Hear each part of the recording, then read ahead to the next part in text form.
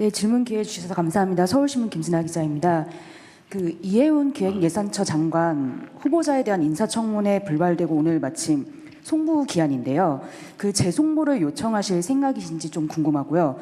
또 여당에서도 좀 부적절한 인사가 아니냐는 비판이 좀 있는데, 이렇게 청문회가 만약에 열고 기회가 주어지고 해명을 하고 난 다음에 반대 여론이 계속 많아지면 좀 지명철에도 검토하실 수 있는지 궁금합니다. 이 질문을 왜 안 하시나 했어요.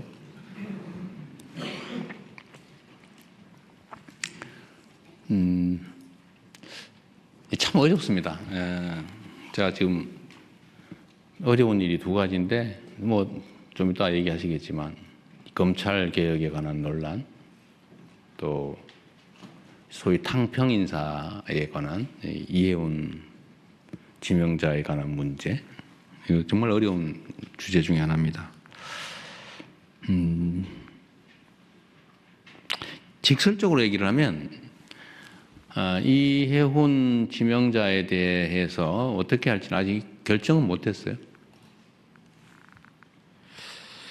근데 아쉬운 거는 본인의 이야기를 공개적으로 들어볼 기회를 갖고 그 청문 과정을 본 우리 국민들의 좀 판단을 제가 들어보고 좀 그렇게 판단하고 싶었는데, 결정하고 싶었는데, 그 기회마저 봉쇄돼서 본인도 아쉽겠지만 저도 참 아쉽습니다. 문제가 있어 보이긴 해요. 그리고 우리 국민들께서도 문제 의식을 가지시는 부분도 있습니다. 그리고 저로서도 아쉽기도 하죠. 그러나 그에 대해서 본인의 해명도 또 들어봐야 되는 거 아닌가요? 그게 공정하죠. 그리고 저는 이제 재판을 많이 참여하면서 평생 살아온 사람이라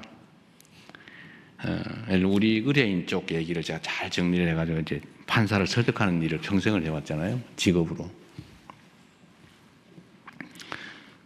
이 원고 측 유능한 대리인이 써놓은 걸 읽어보면요, 100% 그 사람 말이 맞아요.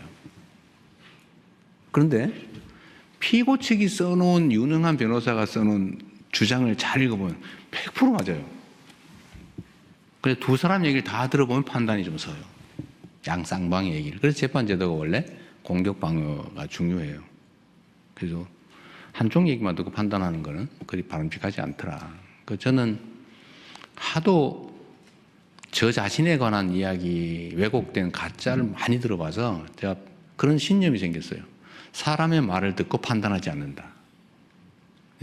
제가 아주 가까운 사람 얘기를 잘 안 믿어요. 근거가 뭔데?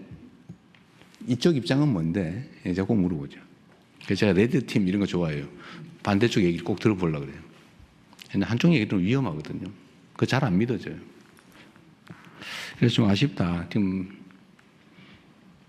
할 수 있으면 지금이라도 좀 해줬으면 좋겠는데 좀 어떨지 모르겠어요. 쉽지 않겠죠?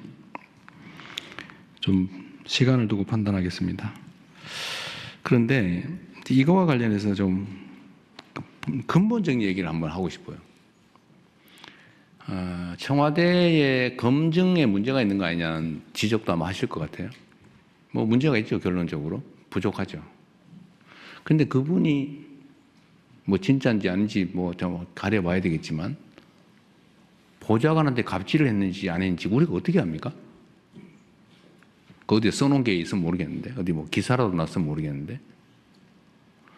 그리고 유능하단 한 분이라고 판단이 되고, 그리고 그쪽 진영에서 공천을 무려 5번을 받아가지고 3번씩이나 국회의원에 당선됐고, 아무런 문제가 제기되지 않았던 분이잖아요. 근데 자기들끼리만 알고 있는 그 정보를 가지고 마치 대부에서 나오는 배신자 처단하듯이, 그래 우리는 모르던 걸 막 공개를 해가면서 이렇게 공격을 하면 흠잡힐 일을 한 당사자의 잘못이기도 하겠지만 우리로서는 알기 어렵죠. 이게 정치인가, 현실인가 하는 생각도 들긴 합니다. 그리고 또 반대쪽도 있어요. 아니, 우리가 어떻게 만든 정권인데 그 중요한 자리를 왜 상대방한테 주는 거야?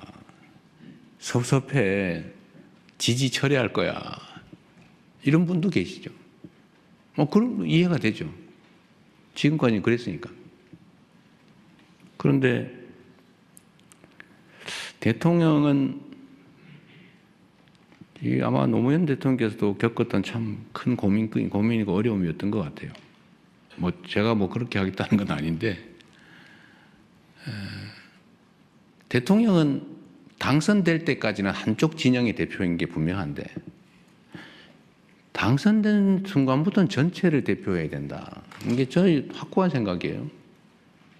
그러나 출신이나, 그러니까 대표하던 진영, 또 그 진영의 가치, 지향, 신념 이런 건 변하지 않죠.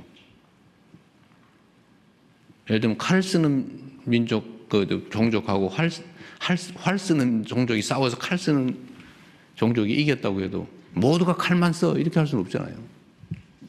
필요하면 활도 쓰고 칼도 쓰고 창도 쓰고 그러는 거죠. 그래서 이 기본을 잃지 않되 모두가 함께 갈 수 있는 길을 최대한 찾아보자. 제가 강요 임명이나 우리 청와대 참모들을 꾸리는데 압도적 다수는 우리의 생각과 가치, 지향을 함께하는 같은 색깔의 같은 진영의 사람이잖아요. 근데 그렇게만 하면 어떻게 해요?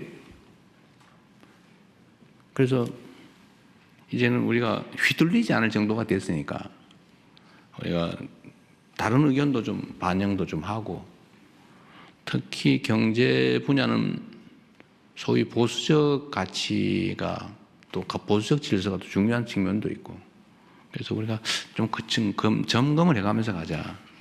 다양한 사람들의 목소리도 좀 듣자.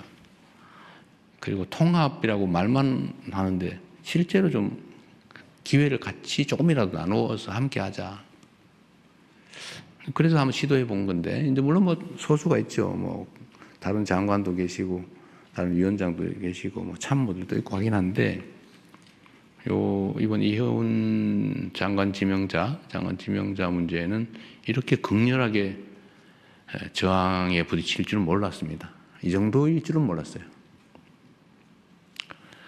좀 어렵습니다. 어려운데, 하여튼, 우리 국민 여러분께서도,